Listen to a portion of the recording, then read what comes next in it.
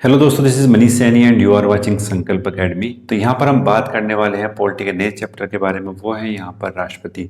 Exam के point of view से यहाँ क्या क्या महत्वपूर्ण होने वाला है, उन सभी के बारे में हम डिस्कस करेंगे ताकि आपका कोई भी एमसीक्यू या कोई भी प्रश्न यहाँ पर ना छूटे। तो बात करते हैं राष्ट्रपति के बारे में। हमारे देश का प्रथम नागरिक यहाँ पर राष्ट्रपति होता है। हम बात करते हैं दो स्तरों पर हम यहाँ पर सरकार बनाते हैं। एक बनाते हैं हम यहाँ पर संघ स्तर पर और बनाते हैं यहाँ पर राज्य स्तर पर। इन दोनों ही स्तरों पर हम यहाँ पर अपनी अपनी सरकार का गठन करते हैं। राष्ट्रपति जो प्रमुख होता है वो संघ सरकार का यहाँ पर प्रमुख हमें दिखाई पड़ता है। और कार्यपालिका की बात करते हैं तो कार्यपालिका का यहाँ पर ये प्रमुख है और हमारे देश का प्रथम नागरिक है और तीनों सेनाओं का यहाँ पर ये सेनापति भी है। तो राष्ट्रपति हमारे लिए काफी महत्वपूर्ण पद यहाँ पर रखता है। यदि हम बात करते हैं कोई भी कानून निर्माण की प्रक्रिया में, जितने महत्वपूर्ण हमारे पास यहाँ पर लोकसभा है और राज्यसभा है, उतना ही महत्वपूर्ण हमारे पास यहाँ पर राष्ट्रपति भी है। यदि हमको किसी कानून के निर्माण की प्रक्रिया में राष्ट्रपति एक महत्वपूर्ण भूमिका निभाता है।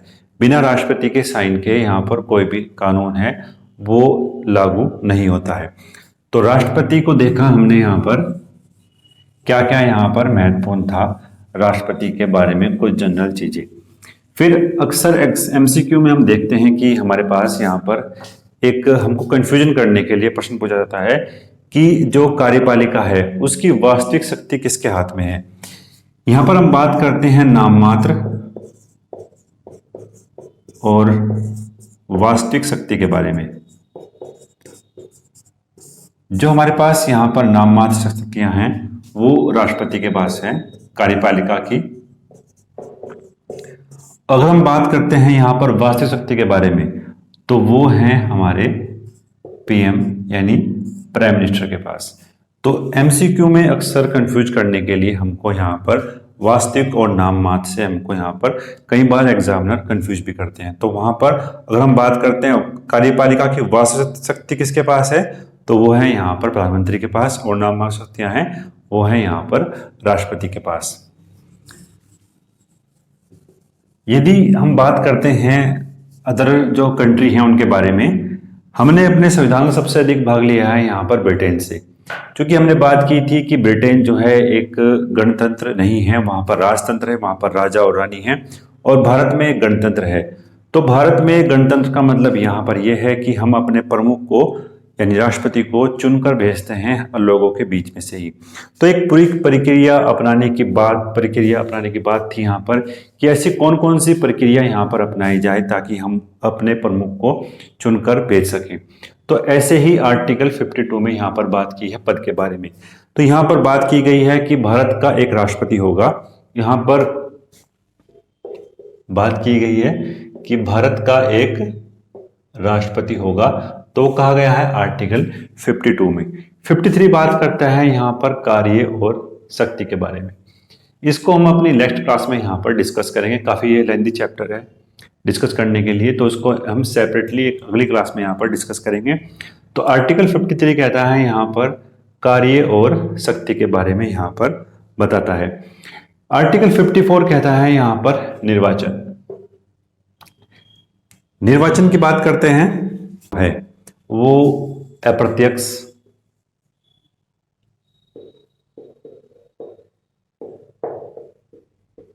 समानुपातिक, एकल संक्रमणीय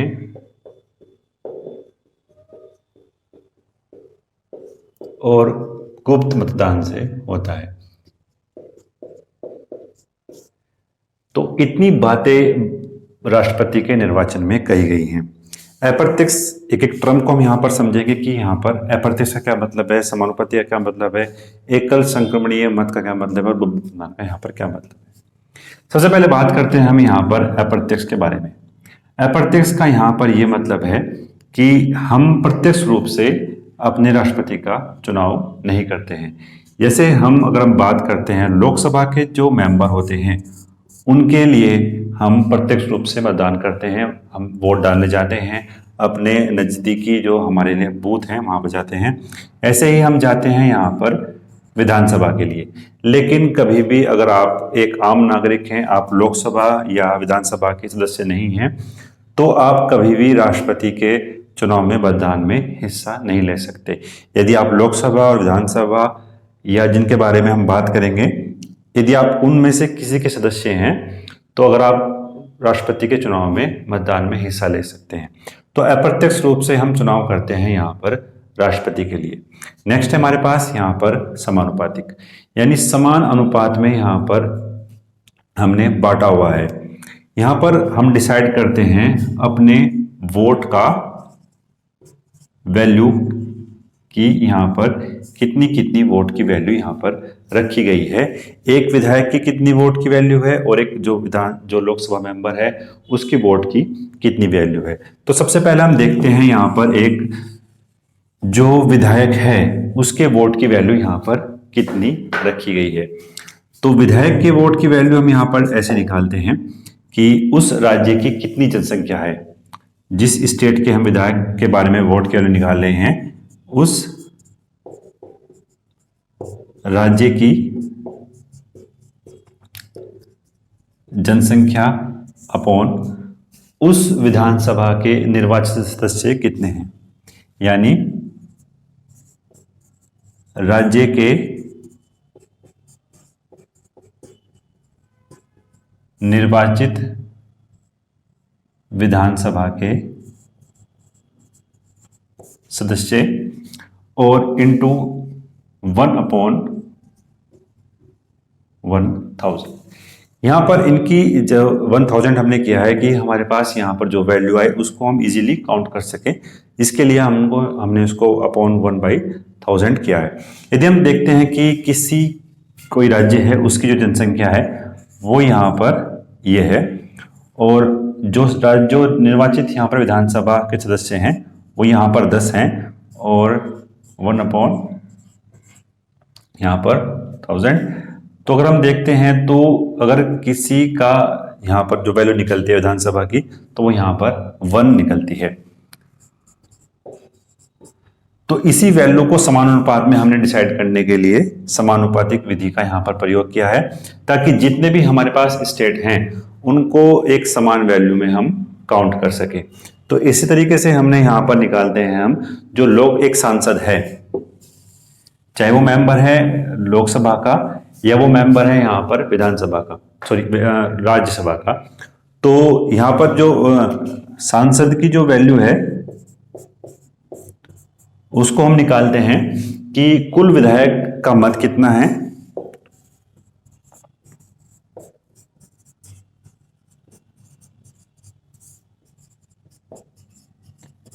कुल विधायक का मत अपॉन निर्वाचित सांसदों की संख्या, निर्वाचित सांसदों की संख्या। यदि हम इस वैल्यू को काउंट करते हैं तो ये लगभग हमें यहाँ पर सेम ही दिखाई देती है। जैसे अगर हम बात करते हैं लोकसभा और राज्यसभा, और हमारे पास बात करते हैं टोटल विधानसभा, तो अगर हम बात करते हैं लोकसभा में 533 मेंबर हैं,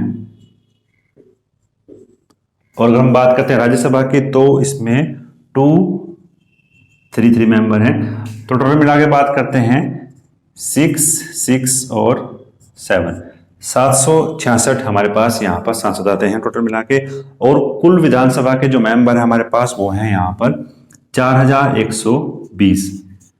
तो इनकी जो वैल्यू है और इनकी जो वैल्यू है वो लगभग हमें यहाँ पर सेम दिखाई देगी।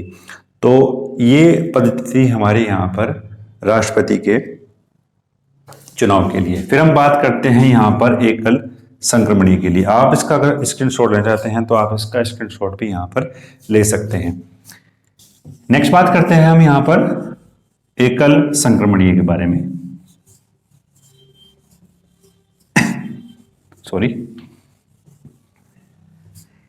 एकल संक्रमणीय को इस तरीके से हम यहाँ पर काउंट करते हैं कि यदि राष्ट्रपति के चुनाव में 4 सदस्य यहाँ पर, 4 मेंबर जो हैं वो यहाँ पर खड़े हुए हैं, तो उसको हम ए बी सी इसमें डिनोट करते हैं।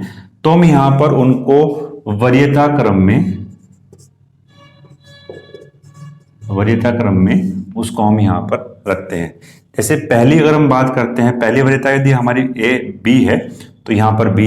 यदि हम चाहते हैं कि अगर बी नहीं जीतता है तो ए जीतता है, तो दूसरे नंबर पर हम यहाँ पर रखते हैं 2, फिर हम यहाँ पर रखते हैं 3 और इधर रखते हैं 4। तो एकल समीकरण का मतलब यहाँ पर यह हुआ कि हम वरीयता क्रम में यहाँ पर रखते हैं अपने राष्ट्रपति के चुनाव में। सबसे महत्वपूर्ण यहाँ पर बात यहाँ पर यह है कि यदि कोई राष्ट्रपति के चुनाव में खड़ा हुआ कोई भी व्यक्ति कोटा नहीं प्राप्त करता है, और यहाँ पर कोटा कितना है 50% प्लस 1, 50% प्लस 1 का कोटा यदि नहीं कोई प्राप्त करता है मेंबर, तो हम सेकंड, ये हमारा फर्स्ट चरण हुआ, तो हम सेकंड चरण के चुनाव के लिए यहाँ पर शिफ्ट करते हैं। फिर हम जो हमारा सबसे लोवेस्ट यहाँ पर है डी, इसको हम यहाँ से रिमूव करेंगे और इसकी जो वैल्यू है वो दूसरे चरण के में यहाँ पर शिफ्ट होगी। फिर हम बात करें, जैसे हमारे सेकंड की बात करते हैं, तो अगर हमारे पास यहाँ पर 1 है और यहाँ पर 2 है और यहाँ पर 3 है, तो अगर अब भी किसी को यहाँ पर कोटा नहीं प्राप्त होता है तो हम जो है थर्ड चरण की तरफ यहाँ पर जाएंगे। फिर सबसे कम वाले को हम यहाँ पर निकाल देंगे। थोड़ा ये कॉम्प्लेक्स जरूर है, अगर आपको ये समझ में नहीं आ रहा है तो आप कमेंट बॉक्स में बता सकते हैं, उसको हम यहाँ पर डिस्कस भी कर लेंगे। तो कोटा अगर नहीं प्राप्त करेगा कोई भी राष्ट्रपति के चुनाव में, तो हम दूसरी वरीयता क्रम की तरफ शिफ्ट होंगे, फिर तीसरी शिफ्ट होंगे। अगर कोई कोटा प्राप्त कर लेगा तो वो यहाँ पर विजयी हो जाएगा। ऐसे हमारे पास एक राष्ट्रपति भी थे जो एमसीक्यू के लिए काफी महत्वपूर्ण हो जाता है फैक्ट, वो थे यहाँ पर वीवी गिरी। वीवी गिरी एकमात्र ऐसे अब तक यहाँ पर राष्ट्रपति बने हैं जिनके चुनाव के लिए सेकंड वरीयता क्रम की तरफ हम गए थे। केवल वीवी गिरी ही राष्ट्रपति बने थे उस समय जो हम सेकंड की तरफ गए थे। तो ये एमसीक्यू के लिए काफी महत्वपूर्ण रहता है, कई बार एग्जाम में ये पूछा भी गया है। तो वीवी गिरी हमारे एकमात्र राष्ट्रपति हैं जो दूसरी वरीयता क्रम में यहाँ पर राष्ट्रपति चुने थे। नेक्स्ट है हमारे पास यहाँ पर गुप्त मतदान। तो गुप्त मतदान का यहाँ पर ये मतलब है कि कोई भी जब मेंबर चुनाव डालने जाता है यहाँ पर किसी पोलिंग बूथ पर, तो वहां पर गुप्त मतदान की प्रक्रिया रखी गई है। तो कोई भी यहाँ पर खुला मतदान नहीं है, गुप्त मतदान की यहाँ पर बात की गई है। एक और महत्वपूर्ण यहाँ पर बात है, राष्ट्रपति के चुनाव में यदि कोई भी विवाद यहां पर होता है, तो विवाद के लिए हमारे पास यहां पर कुछ कंडीशन रखी गई हैं। कोई भी विवाद होता है राष्ट्रपति के चुनाव में, तो केवल हमको जो अधिकार है वो सुप्रीम कोर्ट जाने का यहाँ पर अधिकार है। उसकी सुनवाई हाई कोर्ट में नहीं होगी, उसकी सुनवाई जो होगी वो होगी सुप्रीम कोर्ट में। दूसरी यहाँ पर महत्वपूर्ण बात यहाँ पर यह है कि विवाद के जो सुप्रीम कोर्ट में जाने के लिए कोई ऐसा ही मेंबर जा सकता है जिसने उस यहाँ पर उस चुनाव में भाग लिया हो, यानी उस चुनाव में किसी ने अगर वोट डाला है या वो इस चुनाव के पद के लिए खड़ा हुआ था, वही यहाँ पर अपील कर सकता है सुप्रीम कोर्ट में। कोई जो आम नागरिक है वो यहाँ पर नहीं कर सकता अपील। तो अपील करने का अधिकार यहाँ पर किसको है? या तो वो लोकसभा या राज्यसभा या विधानसभा का कोई मेंबर हो, या चुनाव में खड़ा हुआ कोई व्यक्ति ही विवाद के लिए अपील कर सकता है सुप्रीम कोर्ट में। आम नागरिक को यहां पर अपील करने का अधिकार नहीं दिया है। तो ये महत्वपूर्ण था यहां पर। तो नेक्स्ट बात करते हैं हम यहां पर चुनाव की रीति। नेक्स्ट आर्टिकल है हमारे पास यहां पर आर्टिकल 55। आर्टिकल 55 यहां पर बोलता है कि ऐसे चुनाव की कौन कौन सी पद्धति यहां पर रखी गई है कि कौन कौन राष्ट्रपति के चुनाव में यहां पर भाग ले सकता है। तो चुनाव की रीति की बात करते हैं तो सबसे पहले हमारे पास यहां पर लोकसभा के सदस्य, फिर है हमारे पास यहां पर राज्यसभा के सदस्य, और फिर है हमारे पास यहां पर विधानसभा के सदस्य, और चौथा है हमारे पास यहां पर दिल्ली और पांडिचेरी के सदस्य। तो ये 4 तरीके के सदस्य हैं जो चुनाव में भाग लेते हैं राष्ट्रपति के। यहां पर एक महत्वपूर्ण बात यहां पर यह है कि यहां पर जो चुनाव में भाग लेंगे वो केवल लेंगे यहां पर निर्वाचित सदस्य। निर्वाचित सदस्य को ही यहां पर भाग लेने का अधिकार दिया है। जैसे अगर हम बात करते हैं लोकसभा में राष्ट्रपति द्वारा 12 सदस्य चुने जाते हैं यहां पर, जिसको हम बोलते हैं यहां पर मनोनीत। तो जो मनोनीत मेंबर हैं राज्यसभा के या लोकसभा के, वो यहां पर भाग नहीं लेंगे राष्ट्रपति के चुनाव में।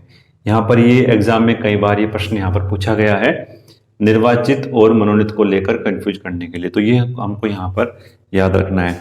फिर है हमारे पास यहां पर विधानसभा के सदस्य। तो जितनी भी विधानसभाएं हैं हमारे देश में, तो उन सभी को अधिकार दिया गया है यहाँ पर राष्ट्रपति के चुनाव में भाग लेने के लिए।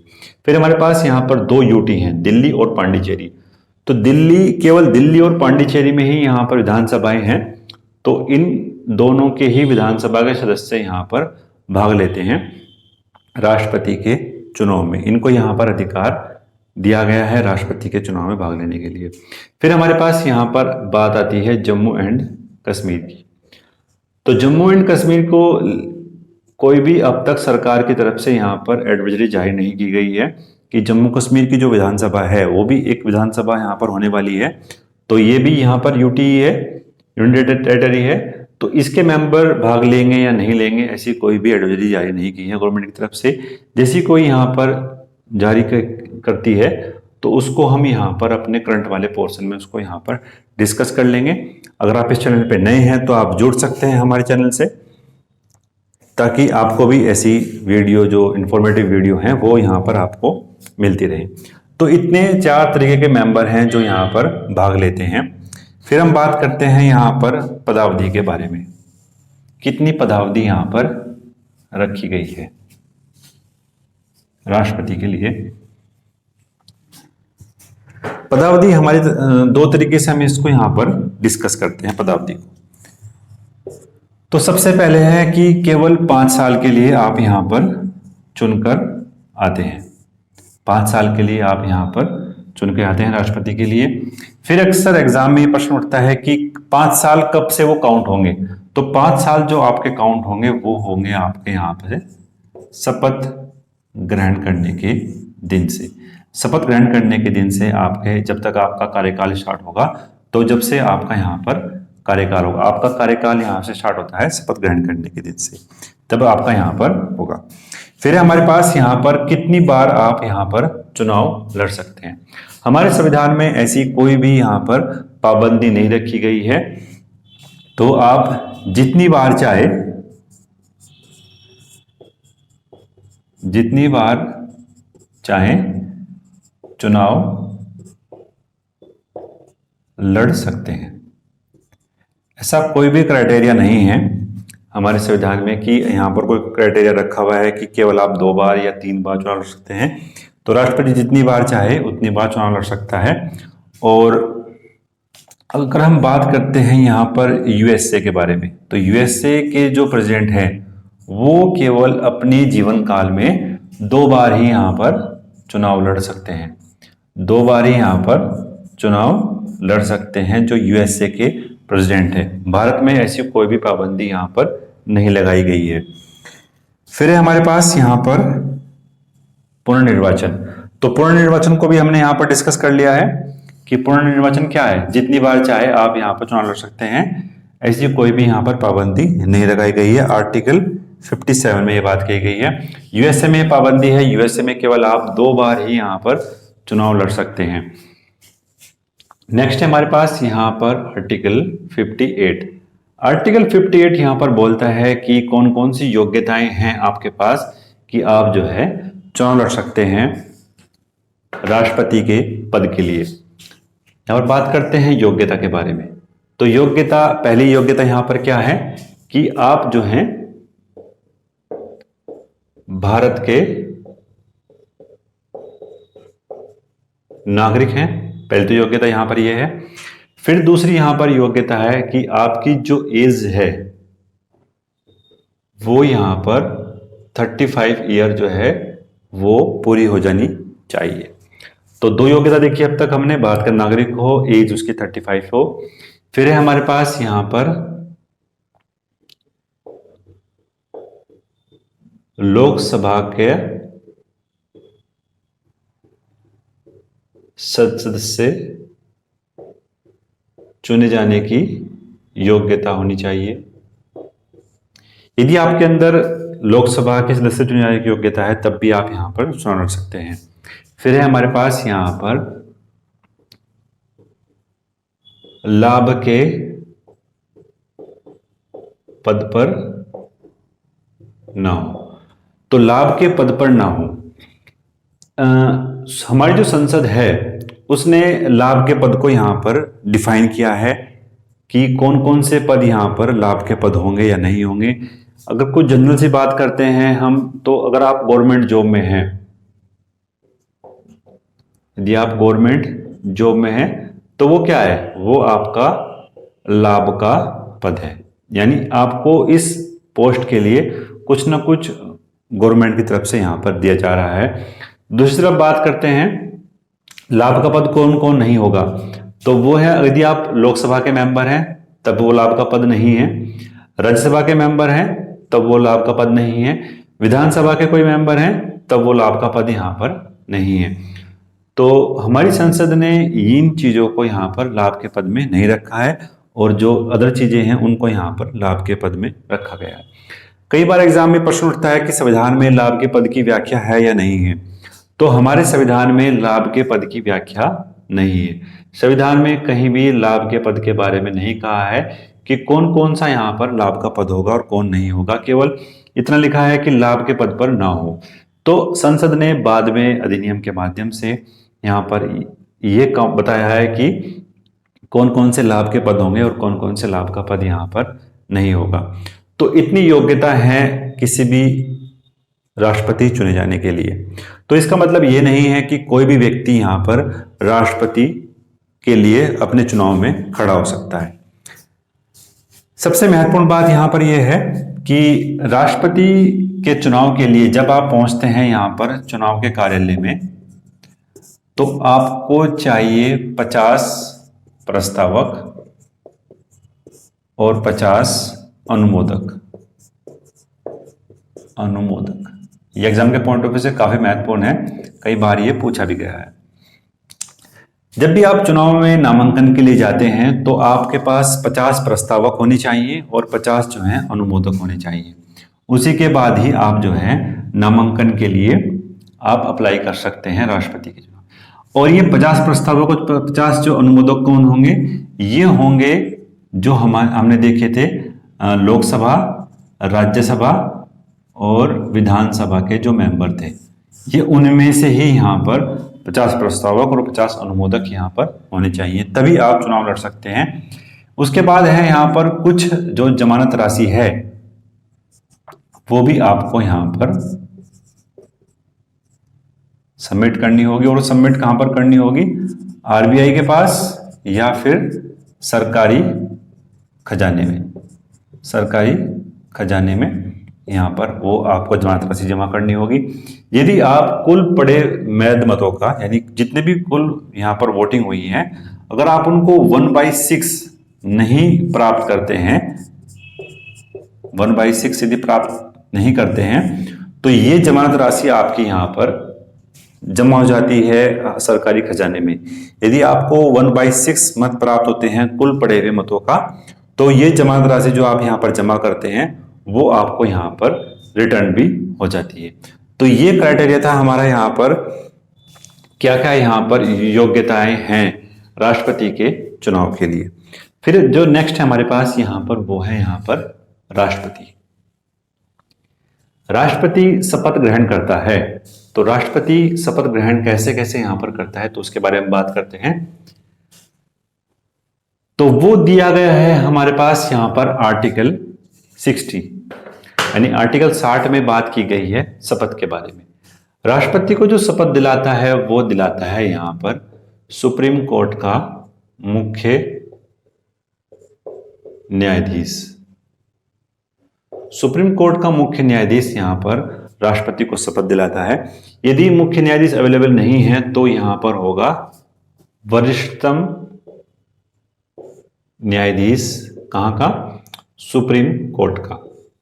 तो शपथ दिलाने की जो जिम्मेदारी है वो दी है हमें यहां पर सुप्रीम कोर्ट के मुख्य न्यायाधीश को। और शपथ यहां पर किस चीज की शपथ लेता है राष्ट्रपति, तो वो लेता है यहां पर संविधान की रक्षा की, संविधान की रक्षा की यहां पर शपथ लेता है भारत का राष्ट्रपति कि वो संविधान की जो रक्षा है उसको सुचारू रूप से यहां पर अमल करेगा। एक और आर्टिकल हमारे पास यहां पर बचता है आर्टिकल 61। आर्टिकल 61 बात करता है महाभियोग के बारे में। तो अब तक हमने देखा कि किस किस तरीके से राष्ट्रपति को हमने यहां पर चुन के भेजा, उसकी क्या क्या शक्तियां हैं, इसको नेक्स्ट में देखेंगे। निर्वाचन क्या है, निर्वाचन की रीति क्या है, पदावधि क्या है, पुनर्निर्वाचन होगा या नहीं होगा, योग्यता क्या है, और अब हमने यहाँ पर उसको शपथ दिला दी। अब हम यहाँ पर देखते हैं कि महाभियोग क्या है। तो महाभियोग है कि हम राष्ट्रपति को उसके पद से कैसे यहाँ पर विमुक्त करते हैं। आर्टिकल 61 महाभियोग में साफ साफ लिखा है कि क्या आधार होना चाहिए यहाँ पर राष्ट्रपति के उसको पद से हटाने का। तो साफ साफ यहां पर अधिकार लिखा है कि संविधान का उल्लंघन, एग्जाम के पॉइंट ऑफ व्यू से काफी महत्वपूर्ण है। संविधान का उल्लंघन यदि करता है यहां पर राष्ट्रपति तो उसको उस पर महाभियोग चला जाता है, यानी संविधान के जो नियम है, जो परिपाटी है, उसका उल्लंघन यहां पर राष्ट्रपति करता है तो उस पर हम महाभियोग की प्रक्रिया शुरू कर सकते हैं। फिर हम देखते हैं कि महाभियोग कैसे यहां पर हम स्टार्ट करते हैं। तो दो क्राइटेरिया यहां पर हम रखते हैं। राष्ट्रपति दोनों ही सदनों में महाभियोग की प्रक्रिया स्टार्ट हो सकती है राष्ट्रपति के लिए, राज्यसभा में भी हो सकती है और लोकसभा में भी यहां पर हो सकती है। दोनों ही सदनों में यहां पर प्रारंभ हो सकती है राष्ट्रपति के महाभियोग की प्रक्रिया। फिर यहां पर इस प्रक्रिया को शुरू करने से पहले हमने 14 दिन की यहां पर सूचना देनी होगी राष्ट्रपति को कि हम आप पर महाभियोग की प्रक्रिया स्टार्ट कर रहे हैं। 14 दिन पूर्व महाभियोग की प्रक्रिया से 14 दिन की पूर्व की हम बताते हैं राष्ट्रपति को कि हम 14 दिन पूर्व की सूचना पर कि हम आप पर महाभियोग की प्रक्रिया स्टार्ट करते हैं। उसके बाद फिर हम यहाँ पर लोकसभा या राज्यसभा में यहाँ पर महाभियोग की प्रक्रिया स्टार्ट करते हैं। उसके बाद जो अगला सदन है, चाहे तो वो लोकसभा है या इधर होगी राज्यसभा, ये जो सदन है वो यहां पर देखता है, एक न्यायिक पालिका की भूमिका यहां पर निभाता है ये लोकसभा या राज्यसभा। वो इस पर लगाए गए जो उल्लंघन है संविधान के उसकी जांच करता है, उसकी जांच करेगा ये दोनों सदन, चाहे वो लोकसभा है चाहे वो राज्यसभा है, सदन की जांच करते हैं। यहां पर एक जांचकर्ता की भूमिका यहां पर निभाता है अगला सदन। तो इस सदन यदि यह पारित कर जाता है कि संविधान का जो उल्लंघन हुआ है यहां पर, तो उसी डेट से यहां पर जो है राष्ट्रपति जो है वो अपने पद से यहां पर विमुक्त हो जाता है। तो यह पूरी प्रक्रिया थी यहां पर राष्ट्रपति पर महाभियोग चलाने के लिए। फिर हम बात करते हैं यदि किसी संयोगवश राष्ट्रपति जो है वो कार्य नहीं कर रहा है तो उसके बदले में यहां पर कार्य कौन करेगा। यदि राष्ट्रपति बीमारी की वजह से यहां पर कार्य करने में असमर्थ हैं तो उसके बाद यहां पर होगा उपराष्ट्रपति।